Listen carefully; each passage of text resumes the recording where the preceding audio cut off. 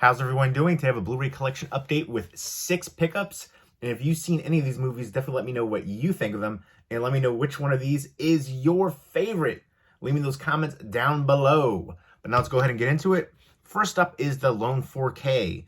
And it is the Inglorious Bastards from Quentin Tarantino. I heard some controversy about this release as far as it being sourced from a 2K digital intermediate instead of a full 4K scan from the 35mm original negative. But a lot of times when I hear people crap on some of the transfers and some of the so-called issues for releases, I feel like they're regurgitating what they hear from other people, and it's like this cycle of regurgitation. And a lot of times the issues are either non-factors or minuscule or just misinformation. So I don't know if that's the case here with this one yet. I haven't seen it, but some of the big sources and channels that were talking about it were channels that I just feel do those things that I just mentioned, and I can't rely on them for legitimate information for releases, unfortunately, even though they're super popular. But I digress. I am a big fan of this one. I feel like Tarantino did a bit of revisionist history with this one, and then Once Upon a Time in Hollywood. I will say, I feel like all of his films are incredible, but Once Upon a Time in Hollywood is my least favorite from him, and still an incredible film. Let me know what your favorite Quentin Tarantino movie is and your least favorite. And I would have to say Pulp Fiction is my favorite, but Hateful Eight is it's rising the ranks the more I rewatch that one. That one has a special place in my heart for sure. So I definitely appreciate him as an auteur. He definitely, borrows a bit from other films and things, but he has his own style and vision as well. He kind of blends, some homages and heavy influences. But this is an incredible one. Great World War II revenge story here. Great cast as well. And I'm looking forward to checking this one out in, this 4K release, over 2 hours of bonus features. So that is exciting. And let me know who you go for as far as, releases and information, stuff like that, and transfers as far as either YouTubers or websites. Because, I feel like one of the bigger ones on here for YouTube, I just can't rely on their information because they've done so much misinformation and literally regurgitated other things that have been said that have been incorrect. And I digress. It irritates me a bit that somebody like that is just so popular and they're spewing incorrect information and leading people astray. Everybody, you can make your own decisions. If you think, that is true for a lot of what they're saying, more power to you. But I know some of the things have been so blatant for some of these more popular people, and it's mind-blowing to me. I think the Blu-ray.com forums are really good. I think Reddit actually has some good posts, place that you might not initially think to go to for reviews. Like the forums on Blu-ray.com, I think are some of the best out there. There's some people that are really knowledgeable. I digress. Let's get back into this. Again, Audrey Hepburn 7-movie collection right here with the digital. You've got Breakfast at Tiffany's, Funny Face, My Fair Lady, Paris When It Sizzles, Roman Holiday, Sabrina, and War and Peace. Let me know what your favorite Audrey Hepburn movie is. I like her as an actress, but a lot of her films, I'm just not a big fan of. People that just, rave about certain ones. I still haven't seen Breakfast at Tiffany's in full. From what I've seen, it just does not look like it's going to be for me. Roman Holiday, I was not really a fan of that one. What's the other one? Was it Wait Until Dark? I remember not being a big fan of that one either, especially the thing that sticks out for me about that movie is, she's blind in that movie, and, there's, like a burglary and an attack, and then the husband comes home, she's alone, and, I don't know, the way that he talks to her, talks down to her, and doesn't really seem like he cares that much. I don't know, that interaction and always bothered me, always stuck out to me. But I don't know, there's a lot of the movies where I think she's a great actress, but I'm not just not a big fan of the movie itself, even though, they're super popular movies. So, and then the other one, My Fair Lady. Gosh, I can't even tell you how much I hated that movie. The way that he, mistreated her too. What is he? You gutter snipe and all these things. Bring me my shoes. Trying to make her a lady, but I don't know. It's just wild to me. So a lot of the movies I just couldn't get into with her, but I want to give some of the other ones a fair chance that I haven't seen. Was the Two for the Road is another one toward the end of her career that I mixed feelings on, but I like a lot of like, the relationship reflections and stuff like that, and just, the ups and downs in a relationship. So I appreciated that aspect. But with Albert Finney, I believe, in there, it's been a while since I've seen it, but yeah, let me know what your favorite Hepburn movie is, and I'm going to check out Breakfast at Tiffany's in full, even though the clips that I saw, and it's just, oof, I don't know if it's gonna. I'm gonna power through it though.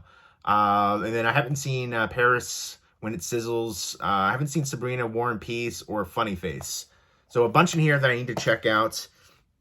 I have no idea if these digital copies are still good, but if they are, here you go, right there. And then there's some more. And then it's a swing tray, and this one swing tray is a little cracked. All the discs are kind of loose, but you can see in the interior you have, going over the films and stuff like that. But there's the swing tray, and yeah, some of the swing tray is cracked right there, so the discs are kind of falling out, but you can get an idea of what the release looks like. I appreciate the swing trays. I would always prefer like standalone cases for releases, but swing trays are a good way to go. Anything but stacked discs. So I'll take it. And I do appreciate, it has some kind of interior artwork, going over the films and stuff like that, technical aspects. Next up is One Crazy Summer, Warner Archive release. I'm loving Warner Archive still to this day. They're doing a lot more, older classic film releases, but every now and then they'll do some things that I grew up on, like this one right here. I've wanted this one to get a Blu-ray release for so long. I know it's been out for a little bit, but and this is directed by Savage Steve Holland, who's done a ton of TV work, but his earlier films, this one and then Better Off Dead with John Cusack, loved both of them. And I'm pretty sure he did some of the animation in here. And I love the animation sequences and stuff like that and the title stuff. But this was a really good one. I love the cast in here. John Cusack, Demi Moore, Curtis Armstrong, Bobcat Goldthwait, a few other recognizable people. But I want to say it's on it's Summer in Nantucket, and his name is Hoops, but he can't play basketball, and he wants to be like a cartoonist. And there's obviously the romance aspect, and there's drama, and she's trying to save her grandfather's house, and they're trying to help her from this big developer. It's such a fun time. The romance, great comedic elements here, the cast, the interactions. I love this one so freaking much. Really happy to have it on Blu-ray.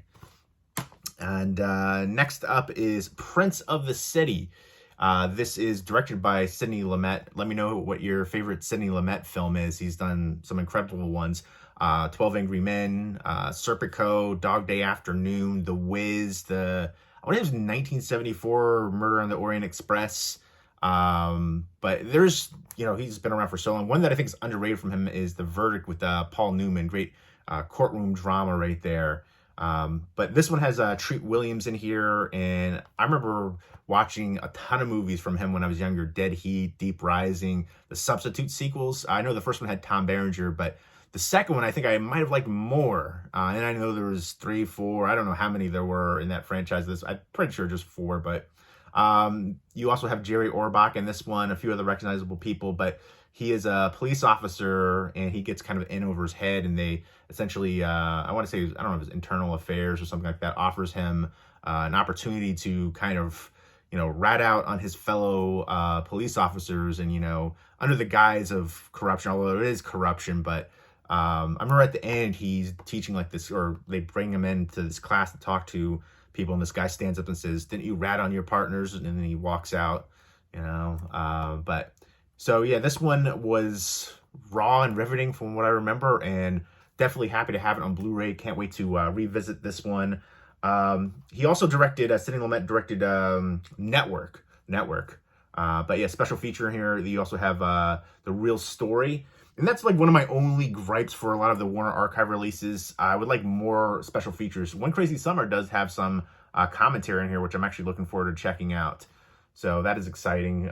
But yeah, that's, they do some with special features, some are just like the trailer, but I want more. I know a lot of times it's, budgetary constraints, cost money to do some of the special features to bring people in here for new interviews, commentary, stuff like that. I get it. But I don't know. I love what they're doing. That's really my only minor criticism for their releases. This one right here has a vintage short. And I like it. Like a lot of these classic films will have vintage shorts from that time period or relating to the movie, the same kind of theme. Or they'll have cartoons too, like old school, Looney Tunes kind of stuff. And a lot of those cartoons, you can't make them today. Some of those ones are just violent and wild and depressing.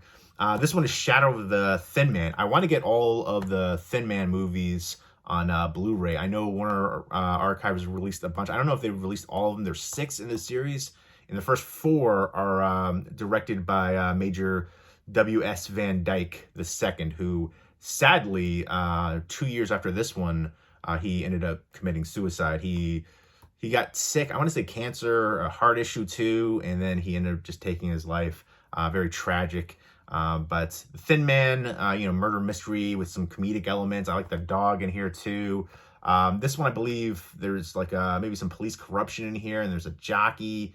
And this one also has, I'm pretty sure, the film debut of Ava Gardner. I think it's just as a very quick shot that you see of her, essentially like an extra. But yeah, supporting cast in here too: Sam Levine, Barry Nelson, Donna Reed, Stella Adler, Henry O'Neill. So yeah, it's Myrna Loy and William Powell again as Nick and Nora, and just the murder mystery aspect. And I think there's corruption here too, and tons of red herrings, some good comedic elements here.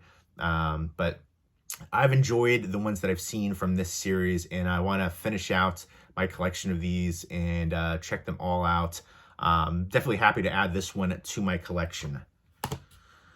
Let me know what your favorite W.S. Van Dyke movie is, your favorite William Powell movie, your favorite Myrna Loy movie, your favorite Ava Gardner movie. Just, throw that in there. But again, very tragic. He was, I want to say like maybe early 40s when he passed. Next up is, this one is a release from Mill Creek right here. And it is 12 Western Classics Randolph Scott Collection. Let me know what your favorite Western movie is. For me, I think it's High Noon. High Noon is just incredible to me. I get angry, the interactions in there, thinking about that movie. I really like Outlaw Josie Wales, Unforgiven, Jeremiah Johnson you could throw in there too. There's some phenomenal Westerns. Westerns used to be like one of my least favorite genres growing up as a kid. Now it's like my 3rd favorite. Horror is by far my first, then sci-fi, and then Westerns. There's been some good modern Westerns too. And let me know your favorite modern Western movie like that came out in the past like decade or so. Hostels is one that I think is really underrated. And you could throw, Hateful Eight in there too. That's not underrated, but, Western. But yeah, let me know again your favorite Randolph Scott movie too. I think I've only seen one of these, and it's been a long time. Maybe actually, I take it back. Maybe I haven't. Maybe I was thinking of another Randolph Scott movie. But yeah, I don't think I've seen these ones.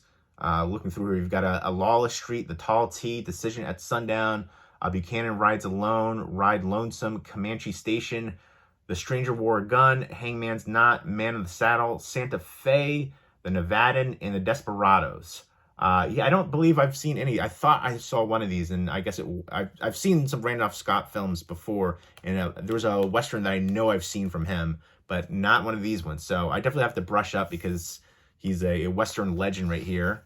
And there you go. I like that they have different artwork underneath. Mill Creek does that sometimes for, their retro VHS slipcovers and stuff. And I like the artwork for that too. But that's one thing I've been saying for a long time. Mill Creek, they've been known for, budget buys and stuff like that. But they've been doing a great job packaging-wise.